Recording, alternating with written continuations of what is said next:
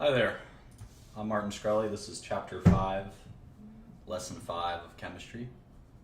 Welcome. And we're going to be talking all about gases. We're using the Zumdahl and Zumdahl textbook.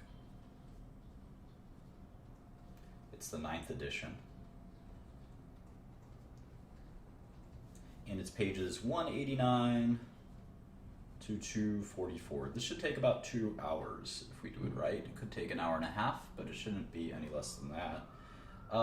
This chapter may not be crucial for studying pharmaceuticals. So if you're only interested in medicine and pharmaceuticals, you may want to skip this. It's up to you. It depends on how much time you have. I don't recommend skipping it. I think you will not have a complete understanding of chemistry if you don't listen to the gases chapter or study gases. But nevertheless, I just want to point that out for anyone who's really time pressed and wants only the most pertinent lessons.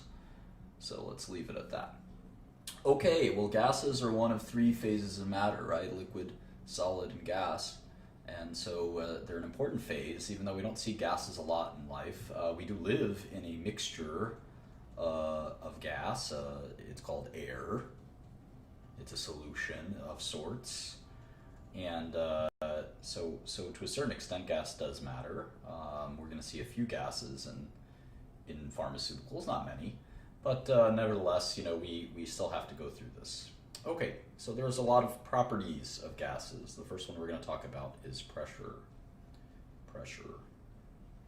Gases have lots of properties. One property that's kind of universal is they uniformly fill. They uniformly fill any container.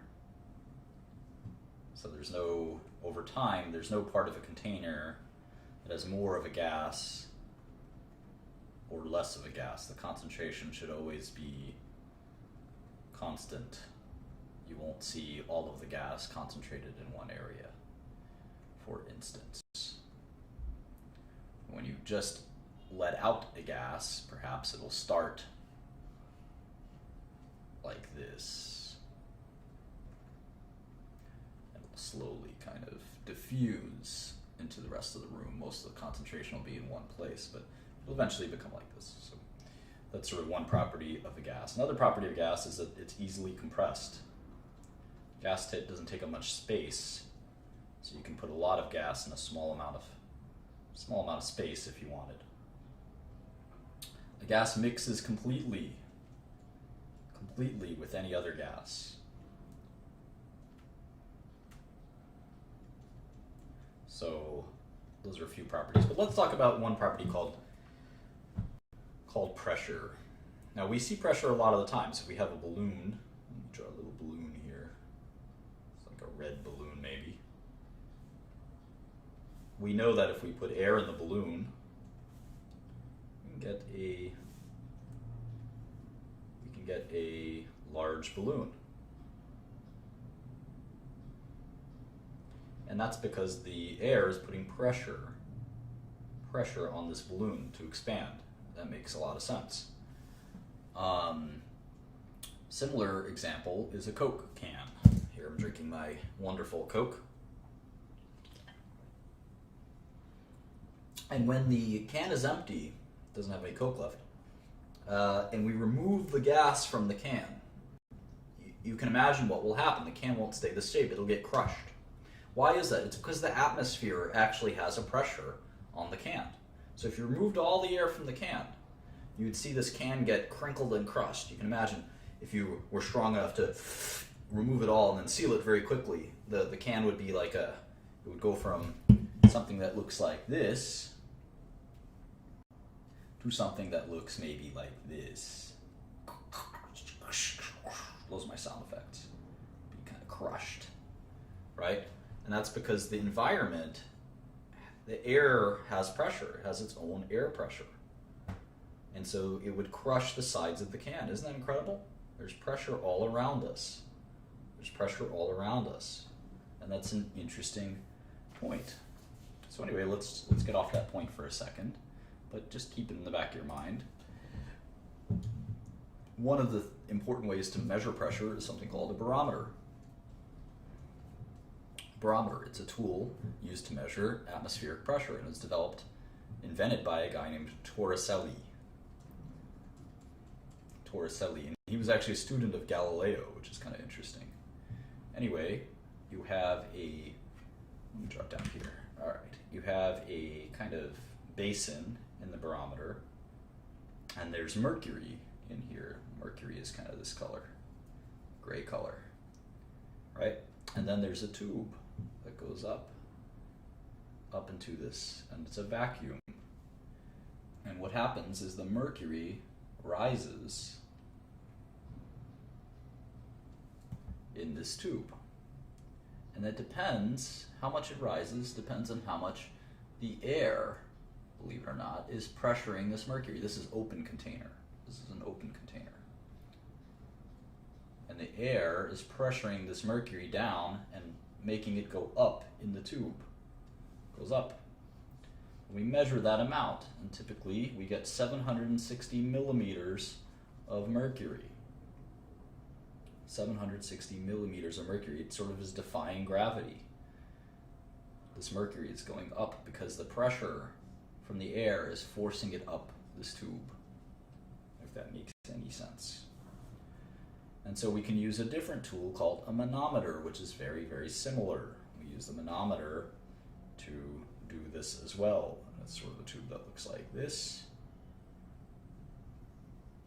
And there's mercury in here as well. And the gas, this is a gas, say this is ammonia gas or something.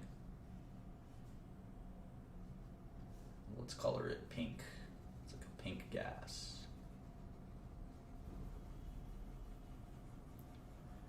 And then here's the mercury in gray. And depending on how much pressure, there's a few kinds of pressures here. There's two. There's one coming from the air. This is an open container. So the air is pressuring the mercury back, and the gas is pressuring the mercury back as well. So it's like a tug of war. And whichever has the most pressure will win. And we can actually subtract the distance that here from here. And we can tell here that the air is pushing the mercury back more than the other way around. And we can certainly have it the opposite way, where it's up to here, and the mercury has been pushed back all the way up here. And then you would subtract this from this, and you'd get the millimeters of mercury. What's kind of interesting is we use this millimeters of mercury. The reason I mentioned this guy Torricelli, sometimes we call that a torr. Isn't that interesting? Because he invented the barometer, so we like to honor people. So 1 millimeter of mercury is a torr. And 760 millimeters of mercury is what we call standard atmospheric pressure. Standard atmospheric pressure. And we can move on from here. We don't have to discuss pascals and things like that. I think that's a waste of our time. So let's go to 5.2. I'm skipping the discussion on converting pascals, which are the scientific System International scientific standard unit for pressure, and how to convert that to torrs or millimeters of mercury. I don't think that's that important. I don't think we're going to ever need to use pascals. They're almost never used. Okay, so let's talk about gas laws. And most of gas chemistry is related to these gas laws.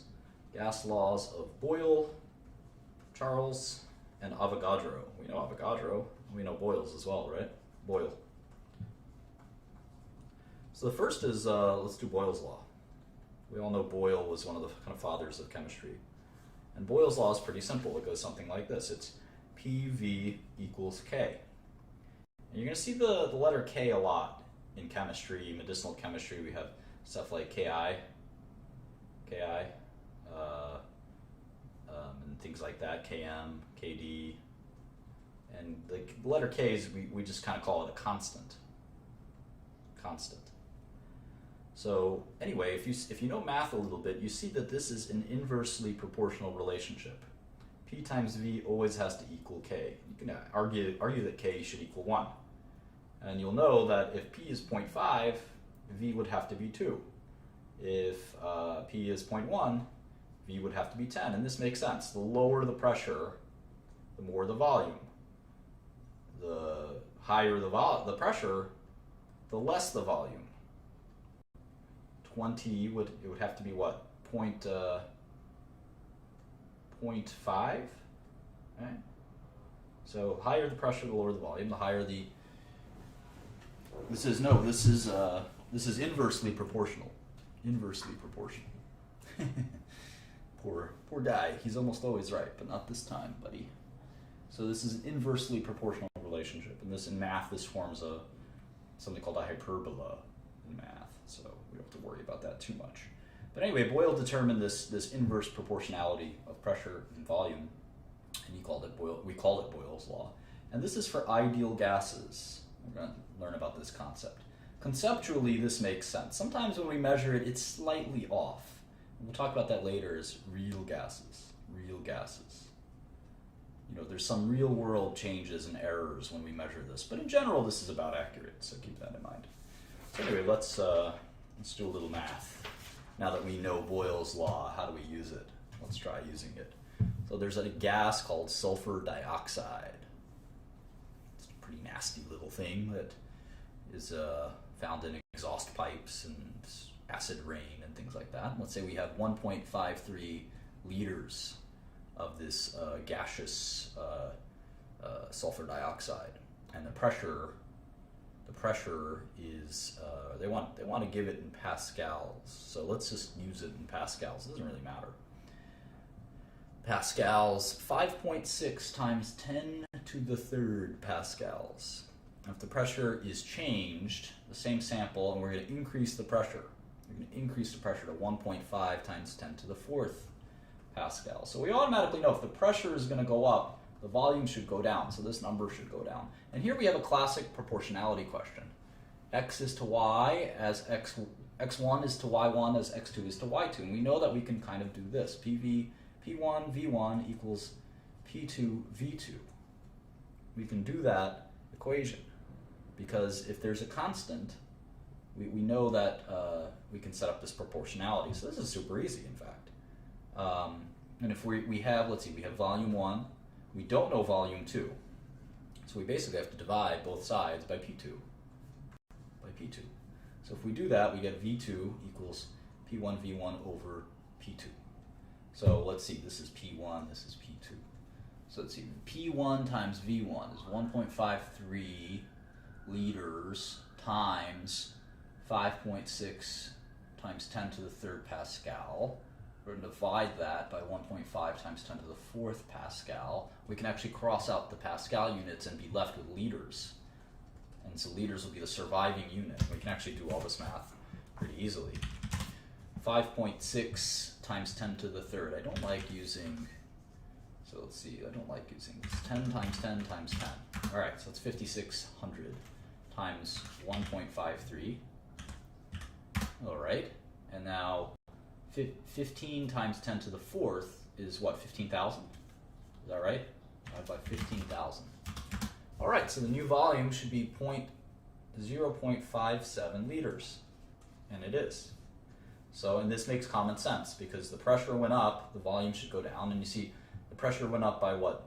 Double? A little more than double. So the volume went down by a little more than double. And that makes us pretty happy. It gives me a very happy feeling when I solve a problem like this correctly.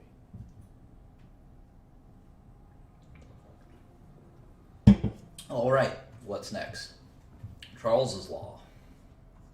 Charles's law. I won't bore you as to who Charles was, but Charles's law. We're on page 195. Making good time, I think. Charles's law is similar to Boyle's. All these laws are a little similar, and we'll see how we unify them later. And its volume is directly proportional. This is a proportionality constant B. We're not using K for some reason. To Bt.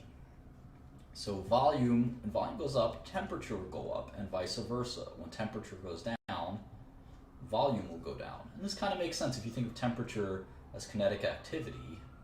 The lower the temperature, the lower maybe the volume. The higher the temperature, the higher the volume. If you kind of makes sense, at least to me. But one thing to keep in mind is in temperature, we're always going to use Kelvin. So keep that in mind. Okay. So we have a gas at 15 degrees Celsius and 1 atm.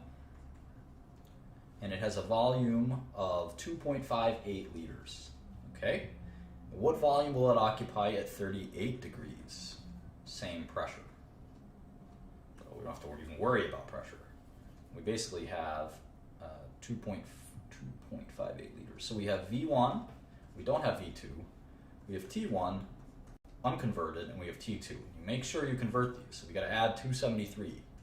And never forget, you have your 273 tattoo, right? Right where do you put that? In your ankle, or is it a so-called tramp stamp? Either way.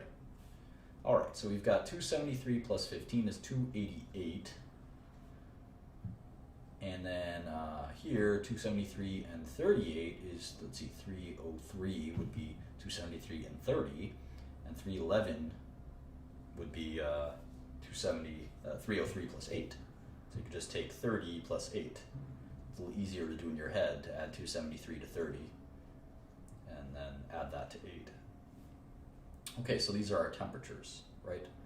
And so we know that, let's see, how do we do this? V over T, if we isolate the constant, the proportionality constant, V over T equals B. And anytime you have this proportionality constant, you could just double it. So V1 over T1 equals V2 over T2. So let's see, what's V1? V1, again, is 2.58 liters. T1 is converted, is 288. And this equals V2, which we're trying to solve for, over 311. So how do we isolate V2? How do we isolate V2? Well, I suppose we can multiply. Let's see, what's a good way to do this? We multiply T2 times V2. Would that work? Or do we just multiply? How do we do it? What's the algebra? Does anyone remember? Some funny comments up in here. All right. Let's see. I think we can multiply both sides by 311. Maybe I'm crazy. Let's try it out. 2.58 divided by 288 times 311 is 2.79. So usually in algebra we can multiply this to remove that, and we get 311 times that, and this sort of disappears. And that's how we usually isolate in algebra V2. We can cross multiply, but this is a little easier. So we did the math, and this equaled 2.786 liters, or 2.79 liters. And does this make sense? Well, let's see. The temperature went up, so the volume went up, and that makes sense according to Charles's law. So 2.79 liters. That is correct. All right, cool. We're making a lot of progress. Page 197, we're going to go through the last law before we kind of unify these laws into one law. We're going to call that Avogadro's law.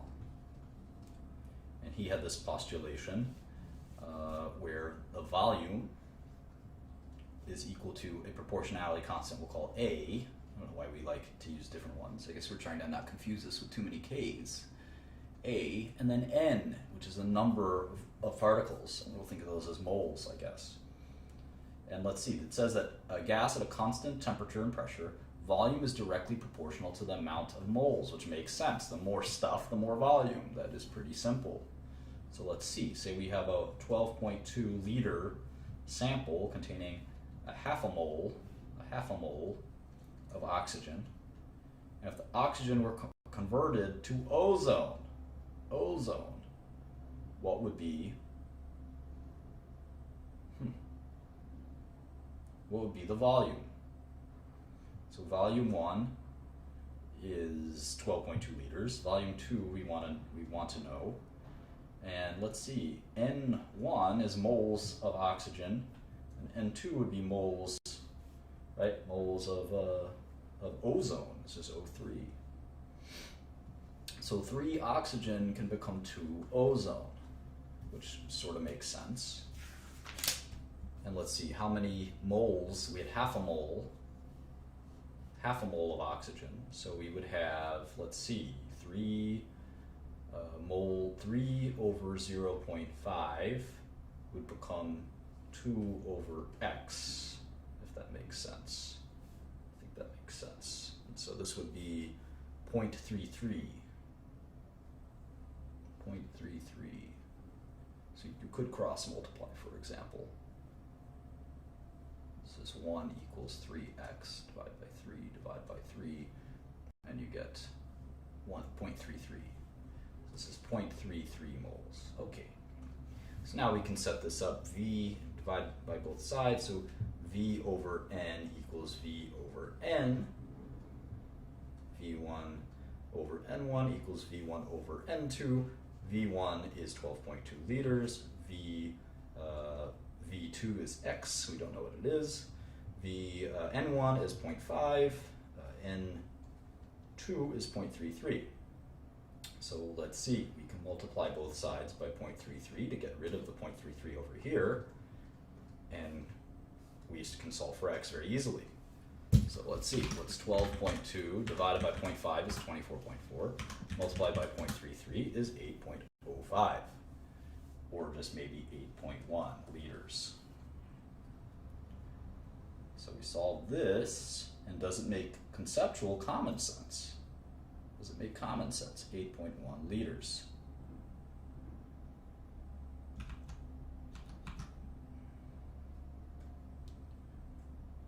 Well, let's see. The amount of moles went down, so the volume went down. That makes sense. According to Avogadro's law, they're directly proportional. Cool. Okay, let's learn something really cool here. This will be our next tattoo. We have the Kelvin tattoo on our ankle when we have this tattoo on our other ankle, and it's this, PV equals nRT. PV equals nRT. We used all of the gas laws we just learned and smushed them into one. And we got this beautiful example. And we know pressure, we know volume, N is going to be our proportionality constant. T is temperature. T is temperature. Temperature. And R is a weird one. R is going to be equal to 0.08. This is a constant as well. 206 L. 206 L per ATM per Kelvin per mole. It's maybe another tattoo somewhere. 0.08206. Depends on how much you care about gases, I suppose. R has the same value all the time. All right, so we've got this beautiful formula which harmonizes all of these formulas. So let's do the problem. Page 199. A sample of hydrogen gas, H2, has a volume of 8.56 liters at a temperature of 0 degrees, and we can just quickly convert that to 273 degrees Kelvin, because we know we need to use Kelvin only. 273 Kelvin, and a pressure of 1.5 ATM. Now we need to find out how many moles. How many moles? Well, this should be pretty easy with this formula. We've got PV, so what's the pressure? 1.5. Well, let's set it up first real quick. We're trying to find out how many moles, right? Trying to find out how many moles.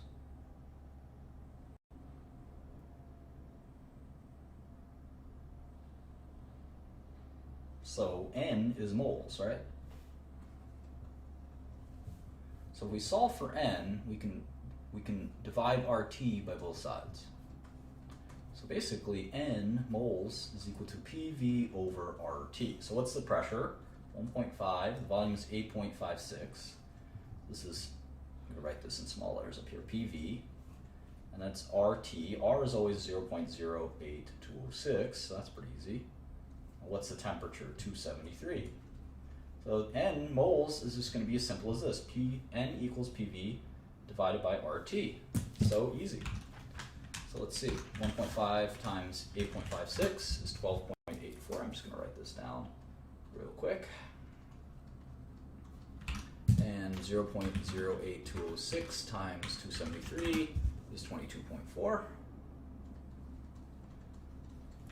So 12.84 divided by 2.4 is 0.57. So 0.57 moles.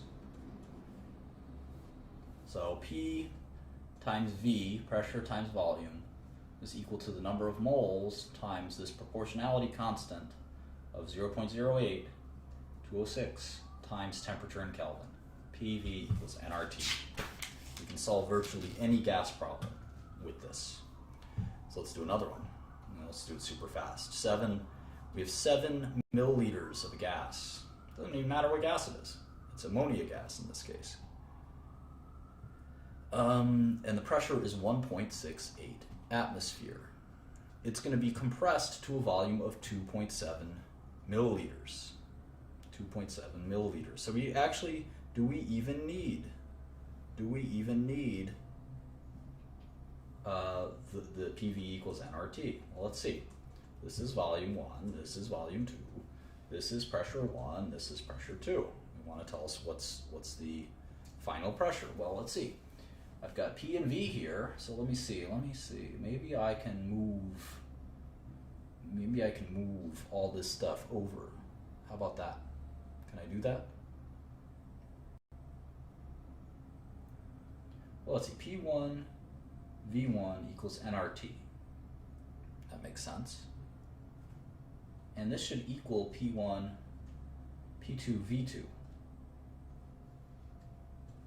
Because if this is going to be a constant, this is basically a constant. So you can think of it as 1, and anything P2 V2 should be 1 as well. So I think we can just do P1 V1 equals P2 V2. Let's try it. So P1 is 1.68 multiplied by 7.0 is equal to P2 is X times 2.7. So 2.7 by both sides, we get X. 1.68 times 7 by 2.7 is 4.35 or 4.4 atmospheres. And does this make sense? Let's see. The volume went down a lot, so the pressure should go up. They're inversely proportional. Great. Easy as pie. All right. We have methane gas this time on page 201.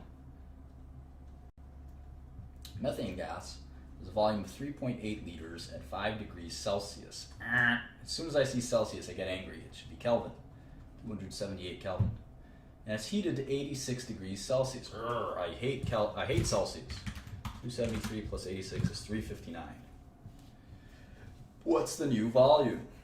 Okay, like I said, PV equals nRT. We've got volume and T, sort of T1 and T2 and V1. So what will be the new volume? So let's see, the temperature is going up, so the volume should go up, right? Volume, temperature, V1, T1, V1, T1. So volume over temperature equals nRP, or nR over P. So I think V1 over T1 will equal V2 over T2. And if you know that they're directly proportional, this actually makes a lot of sense as well. So let's see, volume 1 is 3.8, T1 is 278. I'm not going to write the Kelvin unit because it'll be canceling very shortly with 359. So if I multiply both sides by 359, I will get rid of the 359 on the right side, and I can easily get the answer. It's 4.9 liters. And this makes sense. The temperature went up quite a bit, so the volume went up quite a bit.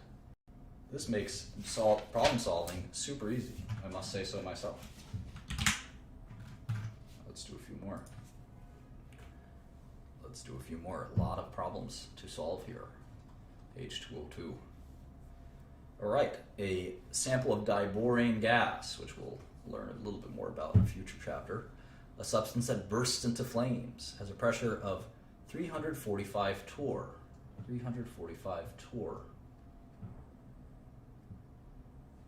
At a temperature of negative 15 degrees Celsius. I already am getting angry. 273 minus 15 is 258 Kelvin. Notice I don't say degrees Kelvin, because you don't say degrees Kelvin. You just say 258 Kelvin. And a volume of 3.48 liters. So what will the volume be, X, if the conditions are changed to 468 torr, higher pressure, and the temperature of 36 Celsius. 36 plus 273 is 309. So higher pressure and higher temperature. I wonder. I know that the higher the temperature, the more the volume. But pressure has I think a reverse relationship. So maybe it'll basically stay the same. I don't even know. PV equals nRT. That I do know. So I can divide T by both sides, and I get a constant. I basically get PV over T equals NR, and NR is a constant, because these aren't changing. The number of moles isn't changing, and R never changes. So this is a constant. Anytime you have this relationship, PV over anything equals a constant, it basically is equaling 1. And anytime you have something equaling itself, you can do PV over T equals PV over T. So 1, 1, 1, 2, 2, 2. So we have P1, T1, V1. This is P2, T2, V2. So let's see. P1 is 345, times 309. Well, let's see. Did I got all these right? Did we got all these right? Let me start over again. We have P1 V1 over P1 times V1 divided by T1.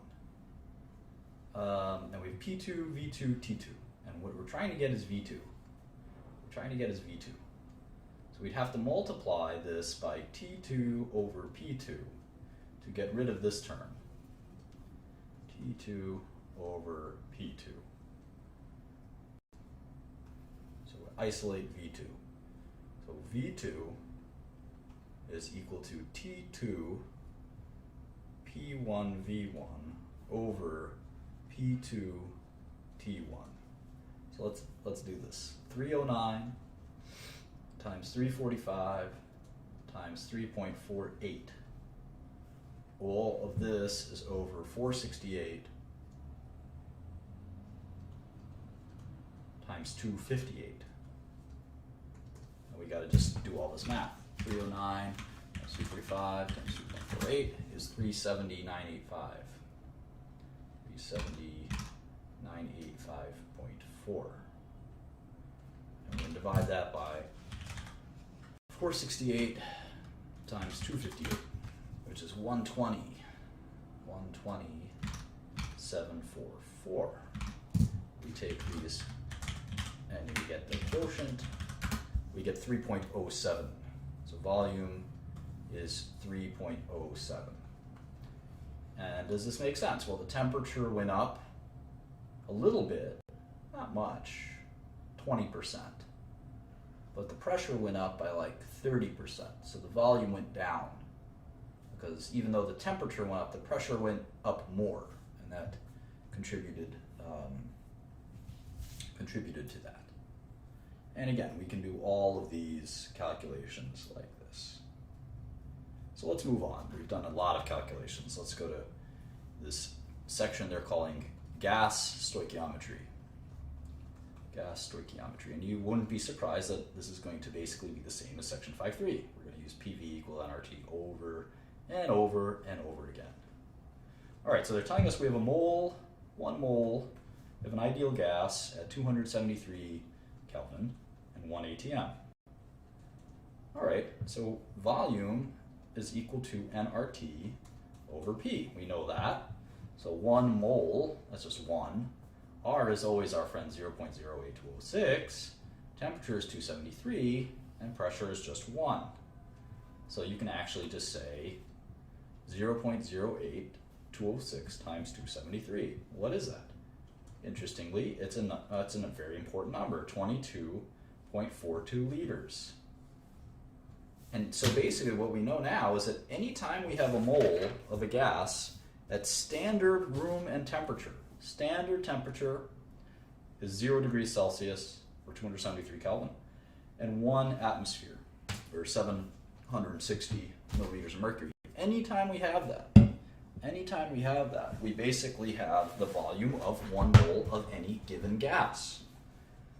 Isn't that interesting? So the molar volume of 1 mole of gas. That's pretty important, that number turns out. So let's say we have a sample of nitrogen gas, and it has a volume of 1.75 liters.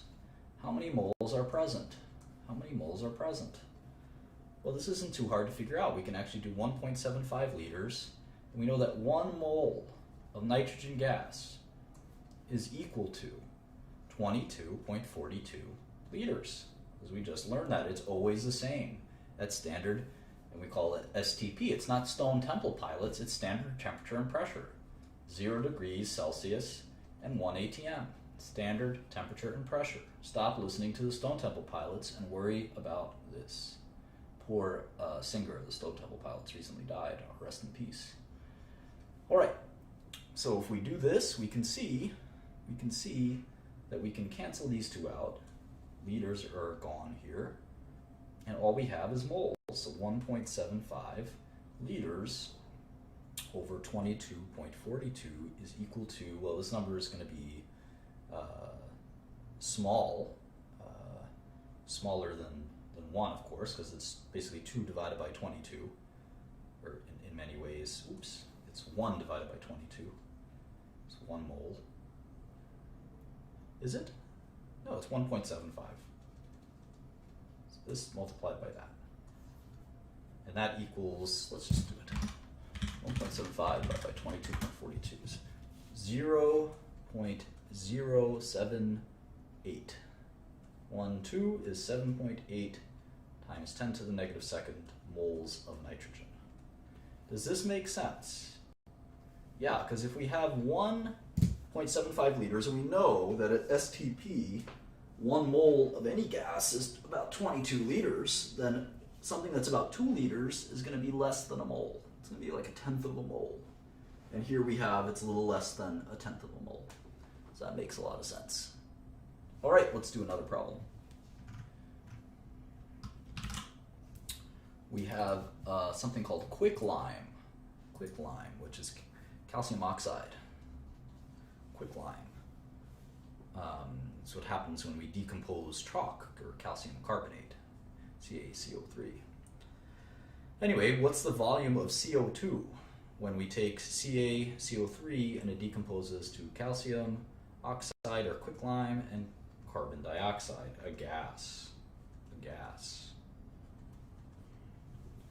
All right, well, we know, let's say, how much is it? 152. What is the volume of carbon dioxide that's produced from the decomposition of 152 grams of calcium carbonate? This is going to be interesting.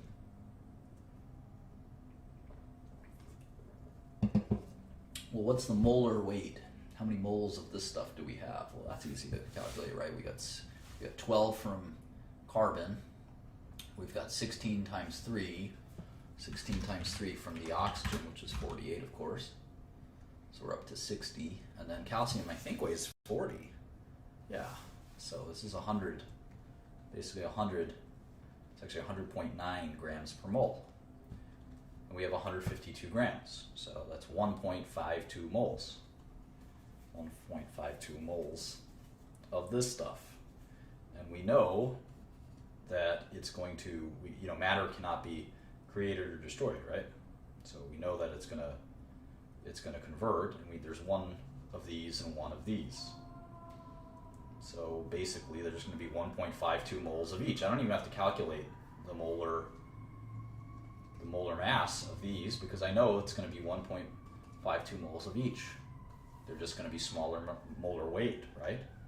So if I have 1.52 moles, and I know this is a gas, They're asking me, what's the volume of this gas? Well, that's easy. I have 1.52 moles of the gas, and I know that at STP, any gas is 22.42.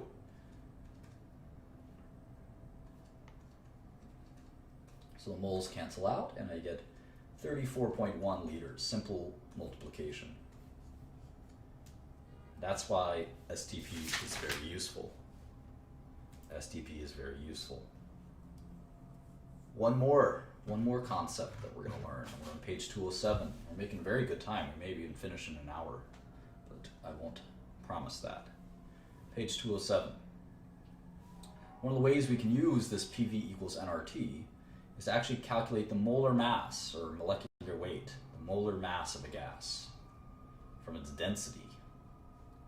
So that's going to be a lot of fun. So let's see. N, of course, is our grams of gas. N is the number of moles, but we can kind of derive N in many ways because it's the grams of gas, right, divided by the molar mass. This makes sense. This makes sense. That's how we get moles. Take how many grams and what's the molar mass, or moles per gram. And that's how we get the number of moles. So the mass over the molar mass, in other words, right? Moles is equal to mass over molar mass. All this moles got me thinking about my teeth, molars. Molars are the big teeth in the back of your mouth. So anyway, if we take PV equals nRT, we divide both sides by V, we get P equals nRT over V. And what's interesting is instead of N, we can actually substitute this, right? And say mass over molar mass, RT over V, right? That's doable. We're doing some neat equations here. And then we can actually put molar mass in the bottom. So it's mass times RT multiplied by molar mass times volume. But we know that mass over volume is density, right? Mass over volume is just density. So now we've got pressure is equal to density RT over molar mass. And we could do some more algebra to solve for molar mass. So molar mass of a gas, any gas, is density times RT over P. So a little bit of algebra here. So how do we do this? All right, well, they're telling us that the density of a gas was measured at 1.5 atmospheres, 27 degrees Celsius, blech, we're already going to say 300 Kelvin. We'll just do it right there, then and there. And the density is found to be 1.95 grams per liter. 1.95 grams per liter. They want to know what is the molar mass. Well, that's easy. So X is equal to density, which is 1.95 grams per liter, multiplied by R, which is always the same, 0.08206, multiplied by temperature, which is 300, divided by 1.5. All right, let's add it all up. 1.95 times 0.08206 times 300, all divided by 1.5 is 32. So the molar mass is 32 grams per mole. I wonder what that is. It must be oxygen gas. O is 16. So, must be oxygen gas. They don't even say that here, but it's probably oxygen gas. So, we can use these formulas to find out some pretty cool stuff. And we've done a lot of that. And some of it should be very satisfying and cool that we've learned these formulas. 5.5, we're going to learn something called Dalton's law of partial pressures. What? Dalton even did gases? Yes, he did. Yes, he did. He was such a great chemist. Dalton's law of partial pressures. This is page 208. We're almost done. We're about say 2/3 of the way done. The rest of this chapter, though, is going to be a little more theoretical and kind of more cerebral, less mathematical. We're going to do an occasional problem, maybe. All right. So Dalton said that for a mixture of gases in a container,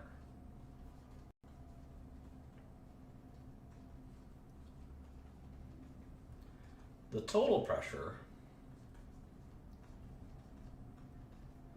is the sum of all the pressures, which makes a lot of sense.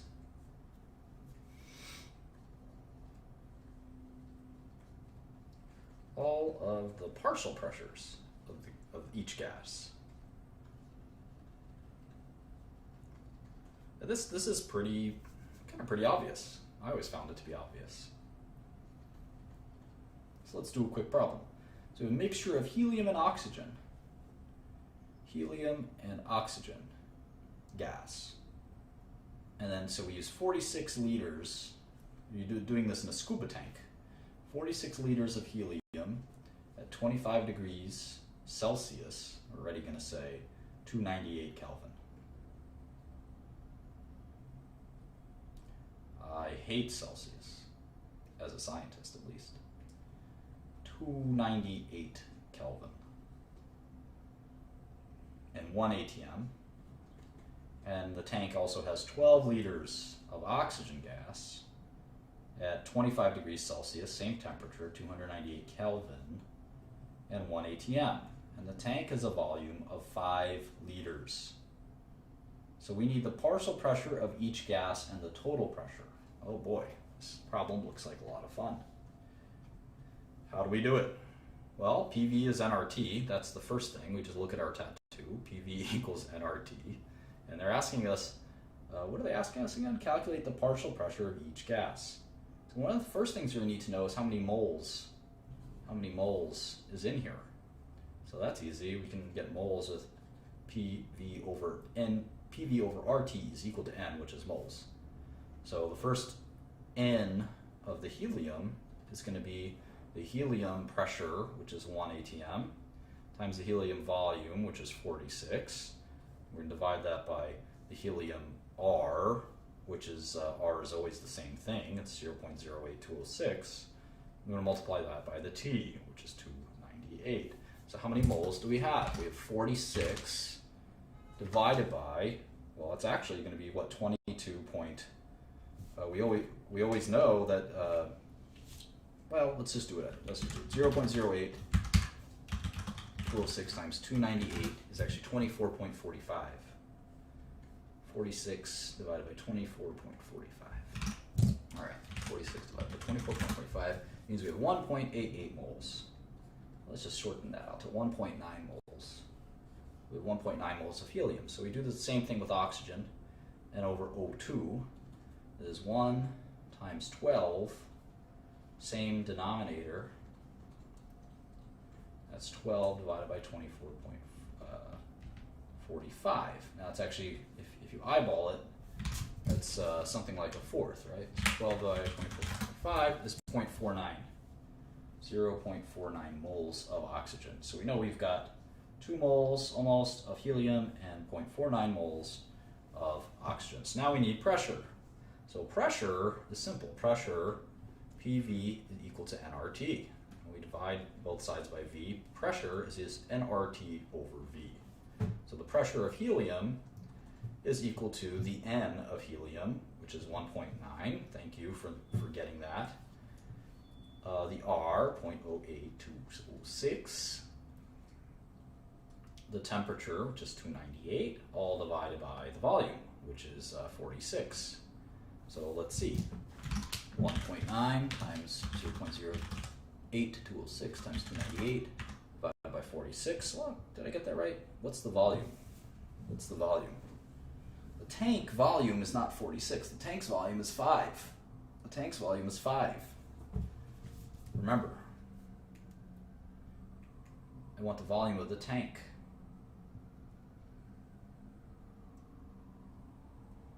The tank has a volume of 5 liters. So let's do that again. 1.9 times 2.8206 times 298 divided by 5 is 9.3. 9.3 atmospheres. All right, how about the pressure of the oxygen? So let's see, P equals nRT over V, 0.49, 0.08206, 298, and 5 liters is the volume of the tank. So let's see, 0.49 times 0.206 times 298, all divided by 5 is 2.39 ATMs, or 2.4 ATMs. So the partial pressure of the helium is 9.3 atmospheres. The partial pressure of the oxygen is 2.4. And we know, thanks to Dalton's law of partial pressures, that the total pressure of this tank should be 11.7 ATM, which is almost 12 times higher than the pressure, normal air pressure, which is why it's a pressurized tank. It's a pressurized tank. We're putting a lot of gas, 58 liters of gas in 5 liters, so it's going to have a lot of pressure. All right, let's study something else. We're on page 210. We're learning about something called the mole fraction. Mole fraction.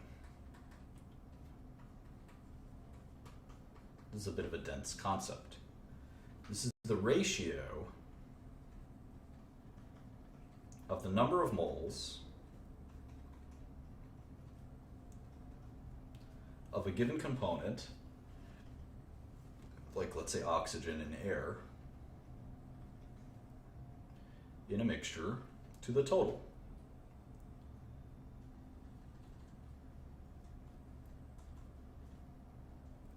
The book kind of makes this more dense than it is. And we're going to use the Greek lowercase letter chi, or chi. It looks something like that. As we see that in statistics, I think, chi. Pretty sure you pronounce it chi as well. It's one straight line. It looks like an X, and then it's kind of this squiggle. Anyway, so this is moles N1 over the total number of moles.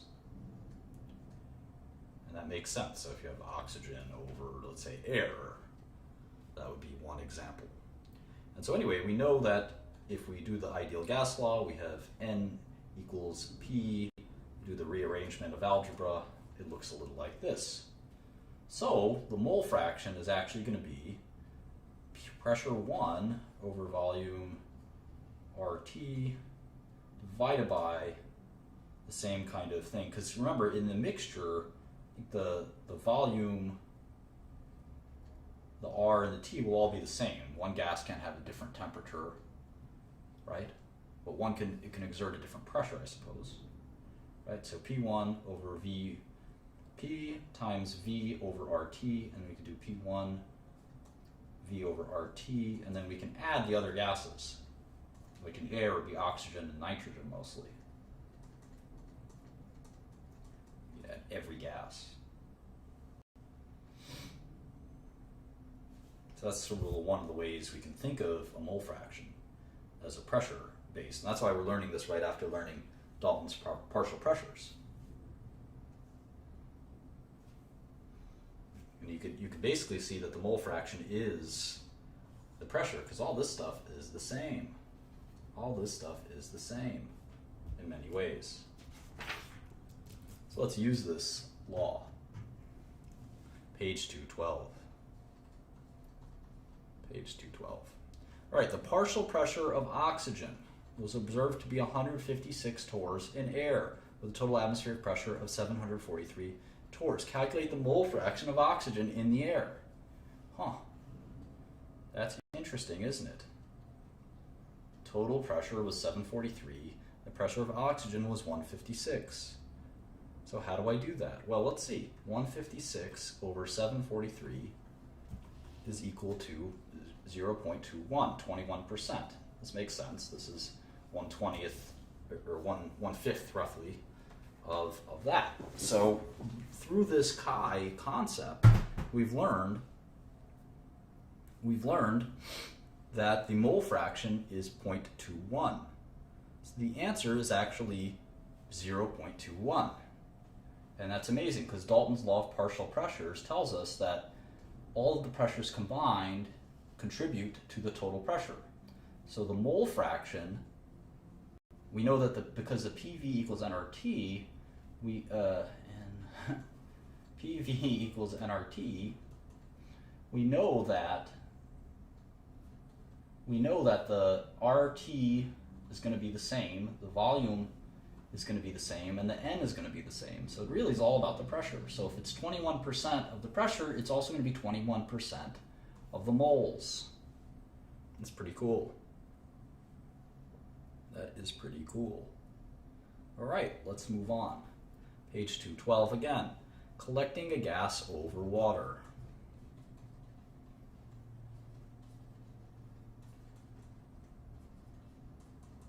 Collecting a gas over water. The mixture of gases results when a gas is collected by displacement of water. Okay. For example, a collection of oxygen gas produced by decomposition of solid potassium chlorate. So if we have potassium chlorate, this is a beaker, this is KClO3 is potassium chlorate, and we have magnesium, or manganese, I should say, oxide. We can actually get when we raise the temperature, we'll get water vapor. We can collect that using this tube.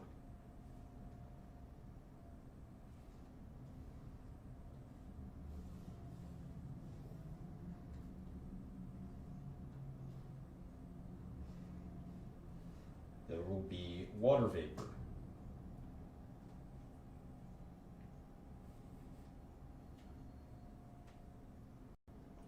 And so one of the things that's important in calculating the so-called vapor pressure is the vapor pressure of water.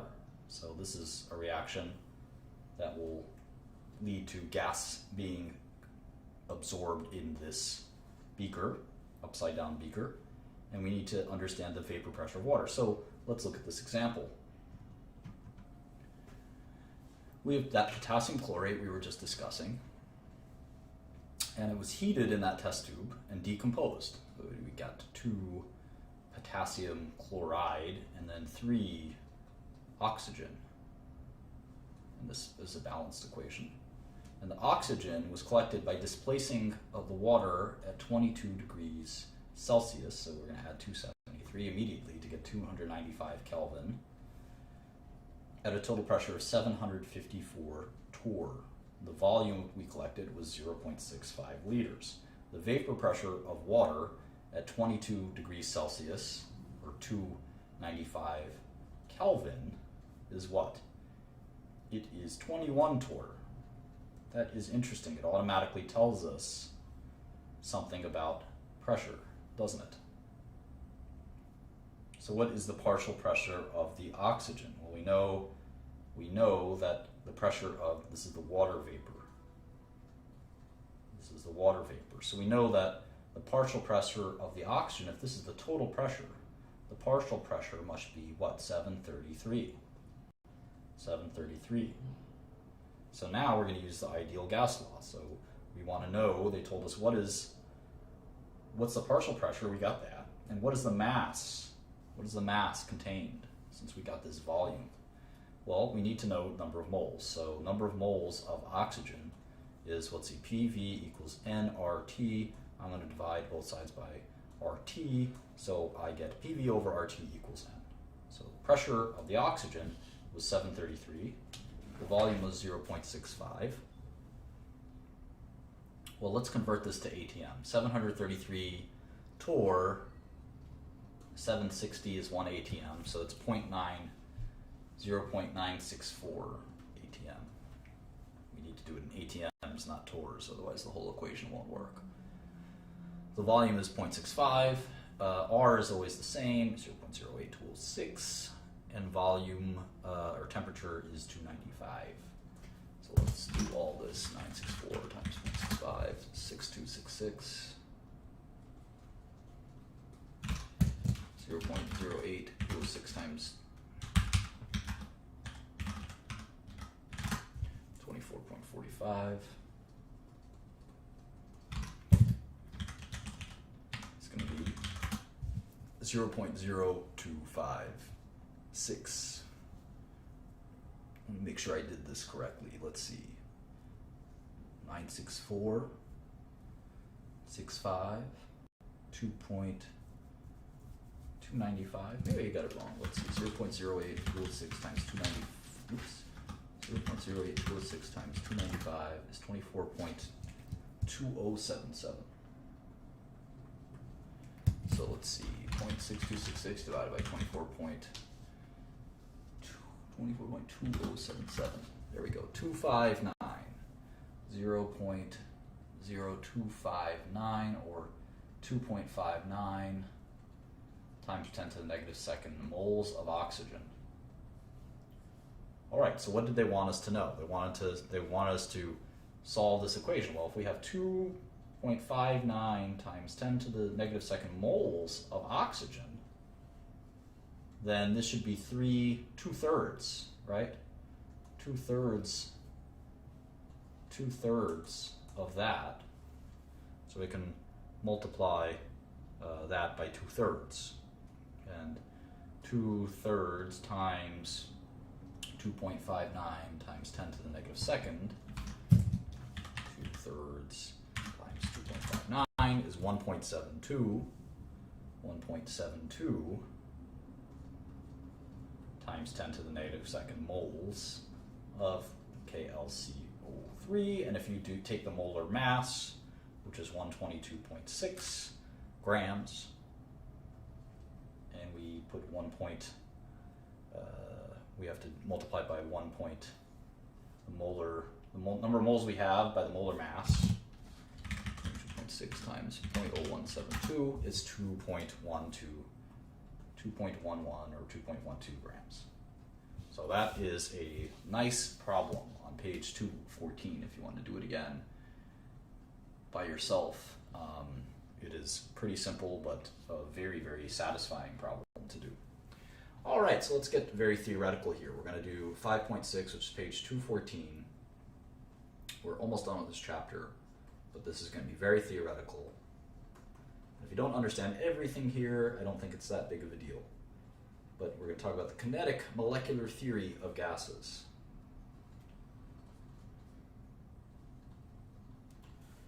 And this is a little bit advanced and a little bit complex. So we're going to have some fun here. And so this KMT, or kinetic molecular theory of gas, tries to explain the properties of an ideal gas. We understand that ideal gases are theoretical, and in real life we have to deal with real gases, and we'll talk all about that in the next section. But keep that in mind that we're dealing with ideal gases when we talk about the KMT. And so we're going to talk about the individual behaviors of the gas molecules. Think of these as O2 molecules, oxygen gas. And the KMT tries to understand what's going on with these gas molecules as they kind of are flying around and being kinetic or moving. Kinetic means moving, right? Okay, the gas particles are so small. This is the first part of the KMT theory. Gas particles are so small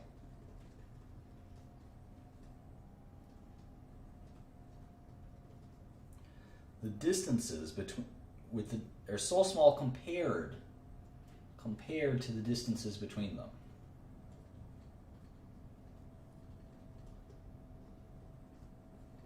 Between each particle. The volume of the particle itself can be assumed to be 0. Interesting. That's interesting. This is the first part of the KMT. What's the second part? Part 2. The particles, gas particles, are in constant motion.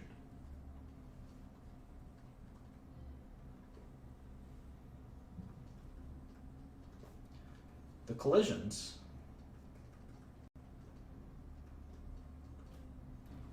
of the particles with the walls of the container. The walls of the container are the cause of the pressure exerted by the gas.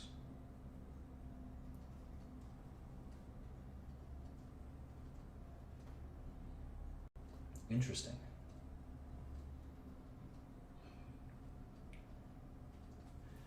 Part 3 is, I think, the most interesting, where they say the particles are assumed to exert no forces on each other. They don't repel each other, they don't attract each other. You think that's reasonable? I'm just going to say that. Maybe it is, maybe it isn't. But we're going to assume this in our KMT theory, that the particles don't interact with each other, they don't attract each other, they don't repel each other. So we finally say, we conclude that the average kinetic energy of the gas particles is directly proportional to the temperature. Temperature is proportional to kinetic energy. That makes a lot of sense to me. So of course there is a volume in real gases. So number one is not accurate in some ways. Remember, this is just a theory, a model. But you know, gas particles are not so small that their volume is zero. They have some volume. And then they do exert some forces on each other. So we got to keep that in mind, that this model is sort of not perfect. But if we think about some of the theories we've crafted here, a good example is Boyle's law, right? That pressure and volume, PV equals K. And of course, when we do it in the nRT 1V, this is still the same thing, PV equals K. This is still the same thing because this is a constant. This is still a constant, so we can, this equals that. And so we know that, how do we relate this to KMT? How do we relate this to KMT? Well, we know that for a gas, when it comes to temperature, if the volume of a gas is decreased, the pressure increases. We know that from Boyle's law. And this makes sense because a decrease in the volume means that the gas particles will hit the wall more often. And that, remember, in the KMT, we know that the collisions, from rule 2, the collisions of the particles with the walls of the container are the cause of the pressure. Pressure goes up when volume goes down, because if you think about it, if I have a small volume versus a big volume and the same amount of gas, say I have 4 gas particles, these 4 gas particles are more likely to collide with the wall and cause pressure. So volume is much bigger here, they're less likely to collide with the container walls. Here they are. So pressure goes up when volume goes down. So that makes a lot of sense. How about pressure and temperature? We have that P equals T relationship, which is a directly proportional relationship. So this makes sense as well, because the more pressure there is, the more temperature there is, the more pressure there is, because the more temperature is, the more these particles will hit the wall and cause pressure. So that makes a lot of sense too. How about volume and temperature? This is Charles's law, right? That volume is directly proportional to temperature. Does that make sense according to our KMT theory? Well, when the temperature goes up, the particles move around faster, and they'll hit the walls of the container, they'll expand the container, and that makes a lot of sense that the pressure will cause the volume of the container to increase.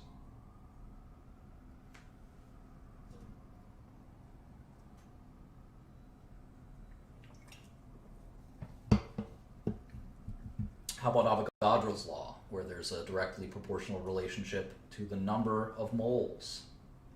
Well, according to KMT theory, this makes sense, because an increase in the number of particles, right, will cause the pressure to increase. Why is that? Why is that? Well, the only way to accommodate all of that pressure is a higher volume. If there's more particles, say there's 8 here instead of 4, there'll be more collisions, more pressure, more volume. So moles increases proportionally with volume. So this KMT theory seems to make sense.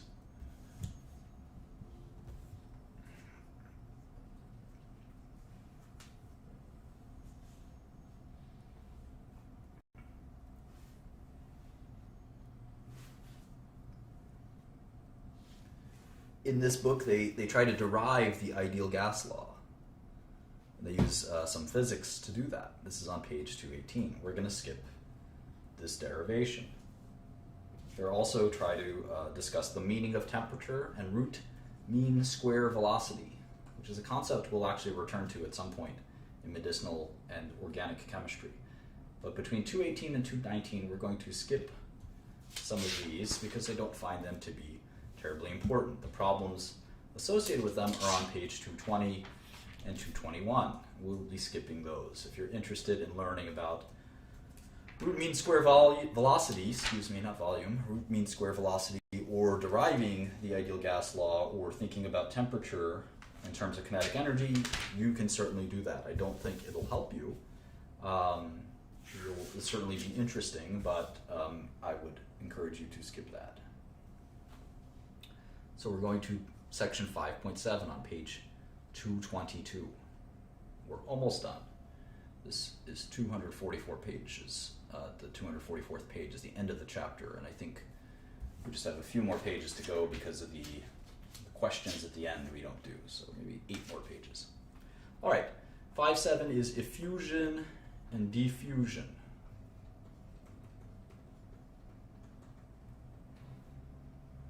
So we're going to learn the important concept of he who smelt it dealt it, which makes sense because if you release ammonia gas from this beaker, NH3, if you open this beaker at 4:03 p.m., it may not get to the rest of the room until 4:04 p.m., but you'll be able to smell it immediately here. Why is that? The concept is called diffusion. Diffusion.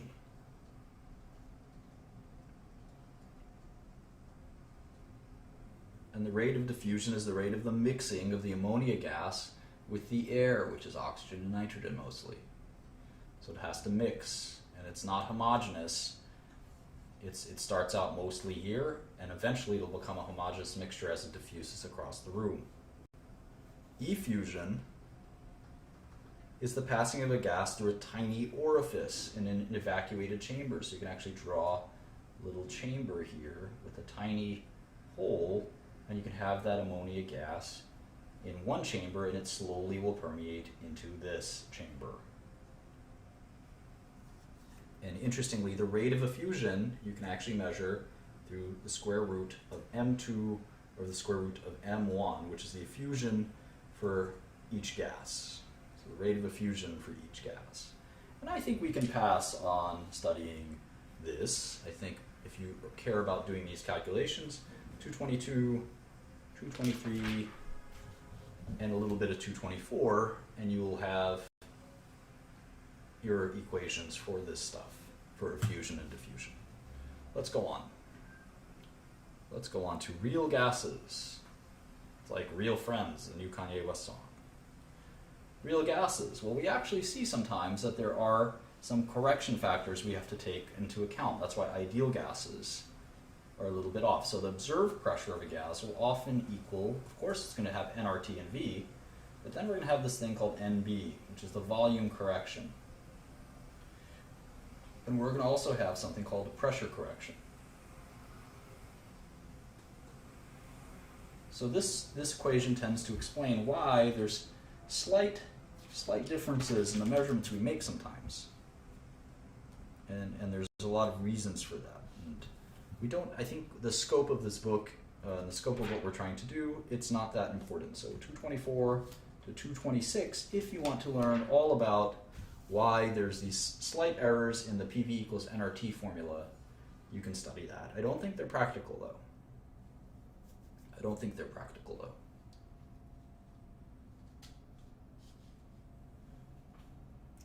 5.9 continues 5.8. It's on page 226 and 227. I'll briefly summarize it. Basically is the characteristics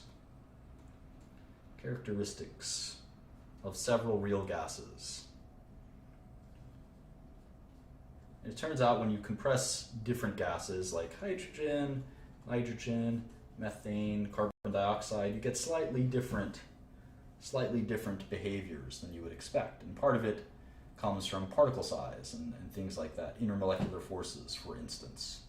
So it turns out that H2,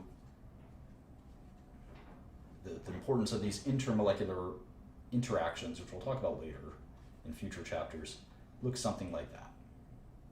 And we'll learn about that in chapter 10 and why these intermolecular relationships change how these gases behave. 5.10, we're going to talk about our atmosphere.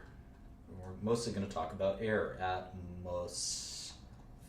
So air is 78% nitrogen gas, 78% nitrogen gas.